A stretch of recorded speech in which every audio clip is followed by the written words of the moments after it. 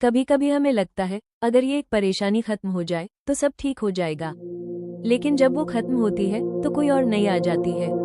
यही जीवन का चक्र है जहां हम लगातार कुछ न कुछ सुधारने में लगे रहते हैं। पर क्या कभी सोचा है शायद जीवन को सुधारना नहीं, समझना जरूरी है। एक दिन एक किसान बुद्ध के पास आया, चेहरा उदास, मन भारी। उसने कहा, भगवान, मेरे पास बहुत सारी परेशानियां हैं। खेत में बरसात नहीं होती, पत्नी अक्सर झगड़ती है, बच्चे मेरी नहीं सुनते और फसल भी अच्छी नहीं होती।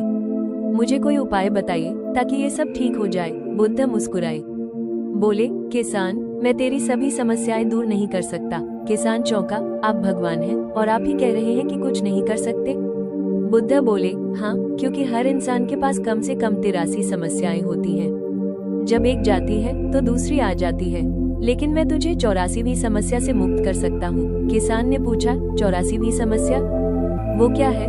बुद्ध बोले, वो ये है कि तू चाहता है कि तेरे पास कोई समस्या न हो। ये सुनते ही किसान चुप हो गया। उसे लगा जैसे किसी ने उसके भीतर के भ्रम को तोड़ दिया हो।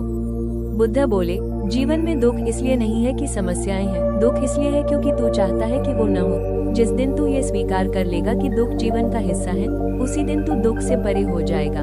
उस दिन किसान ने पहली बार शांति महसूस की। उसकी समस्याएं वही थी, पर अब वो उन्हें अलग नजर से देख रहा था।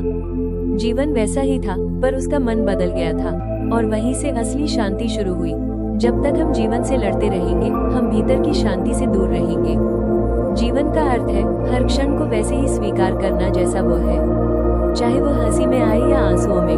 बुद्ध ने कहा था, दुख का अंत तब होता है जब विरोध का अंत होता है। इसलिए अगली बार जब जीवन तुम्हारे सामने कठिनाई रखे, उसे दुश्मन मत समझो, उसे एक शिक्षक की तरह देखो, क्योंकि वही तुम्हें अपने भीतर के बोध की ओर ले जा रहा है। जब हम जीवन को जैसा है वैसा स्वीकार करते हैं, तभी हम जीवन को समझने लगते हैं, और वही समझ मुक्ति का पहला कदम है।